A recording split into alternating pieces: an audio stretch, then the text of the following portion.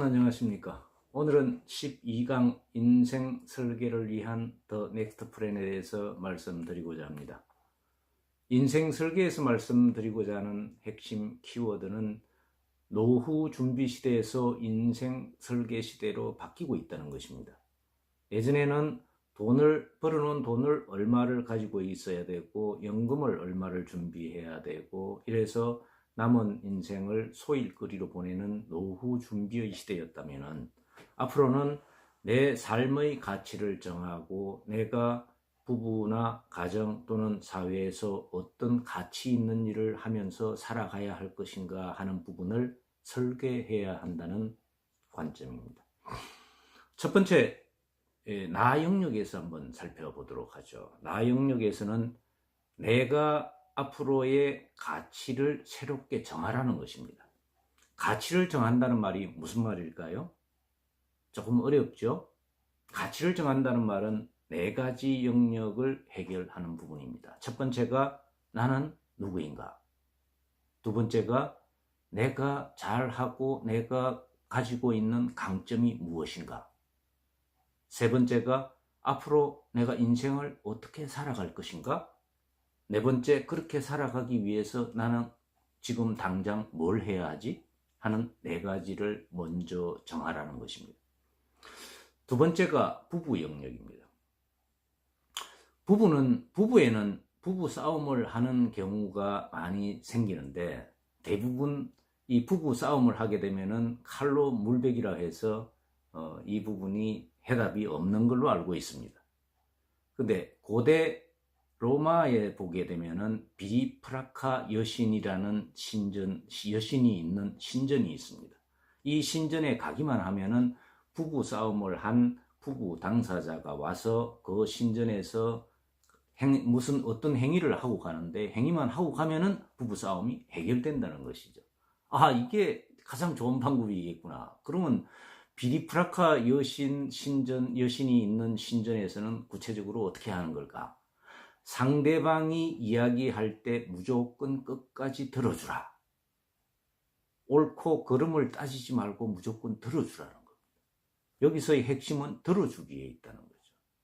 그래서 부부 싸움을 잘하는 부분에서 또는 잘 해결하는 부분에서 가장 대표적인 형태가 들어주기라는 히어링인데, 히어링에는 우리가 세 가지 영역이 있습니다. 첫 번째는 단순하게 그래, 내가 이야기를 듣고 그래, 알았어. 뒤에 행동이 따르지 않습니다. 히어링 수준입니다. 두 번째가 상대방이 이야기를 할 때 알았어. 근데 나더러 어떡하라고? 당신이 알아서 해야 될 거 아니야? 라고 하는 부분이 리스닝 수준입니다. 대부분의 부부들이 싸움을 하는 형태가 일과 히어링과 리스닝 수준의 대화를 많이 하고 있다는 것이죠. 그럼 세 번째가 뭐냐면은 empathetic listening 수준입니다.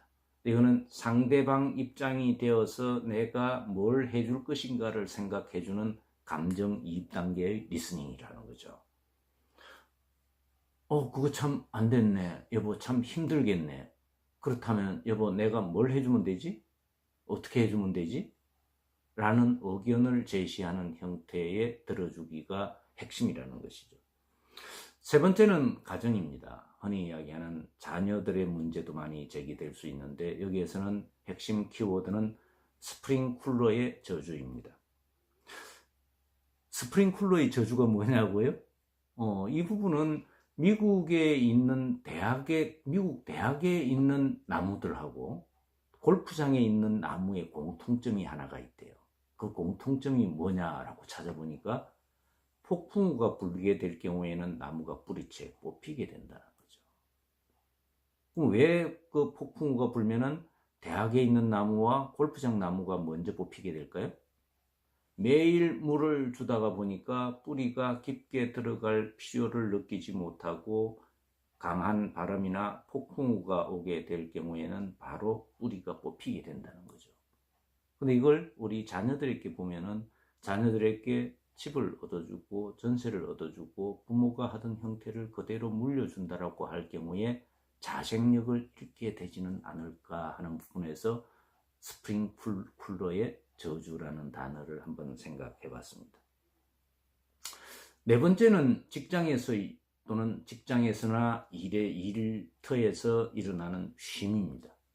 쉰다는 것이죠. 흔히 아메리칸 인디언들이 들판에서 말을 타고 막 몇 킬로를 이렇게 쫙 달려가다가 어느 정도 시점이 되면은 그 말에서 내려서 다시 자기가 온 뒤를 돌아본다고 합니다. 왜 뒤를 돌아보는 걸까요? 자기가 너무 빨리 말을 타고 와서 혹시 내가 달리는 것보다도 내 영혼이 따라오지 못했을까봐 기다려주는 센스라고 합니다. 우리가 인디언이 하고 있는 그냥 멈춤이 아니라 컨티뉴심, 앞으로 지속되기 위한 재충전을 위한 힘을 통해서 그저 시간 때우기가 아닌 새로운 꿈 만들기를 시도해 보면 어떨까요? 다섯 번째가 사회 영역인데 여기에서는 학습 영역입니다. 학습을 하는 데는 풀밭 방식과 시멘트 방식 두 가지가 있습니다. 풀밭 방식은 하늘에서 비가 내리게 될 경우에는 풀밭에 비가 내리게 되면 비는 100% 흡수됩니다. 근데 이 비가 시멘트 바닥에 내릴 경우에는 이 물은 다 그냥 흘러내리게 됩니다. 우리가 일반적으로 책을 읽는다고 하면서 책을 읽고서 자기가 100% 흡수하는 사람이 있고 그것을 읽을 때 그때만 있었지 조금 있다가 다 흘려보내는 시멘트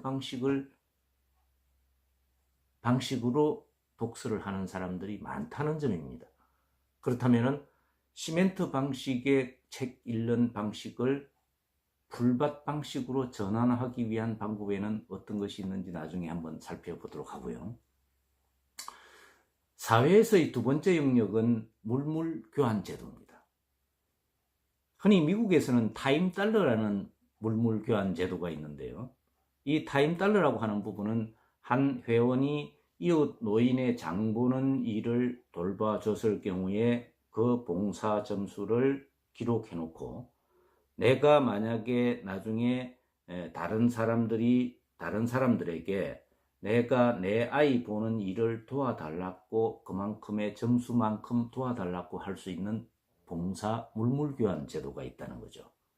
우리 아마 지역사회든 우리 주변에서도 물론 도와주는 봉사나 나눔을 어떤 조건을 내건다는 것이 조금 꺼림칙하긴 하지만은 그래도 우리가 이 부분을 확산시키기 위해서는 내가 도와준 만큼 또 사회에서 다시 받을 수 있다라는 생각을 한다면은 그 제도가 괜찮지 않을까요? 여러분들 이 부분도 한번 활용해 보시기 바랍니다. 지금까지는 제가 쓴 책 중에서 더 넥스트 플랜에 관련되는 내용을 잠깐 말씀드렸습니다. 고맙습니다.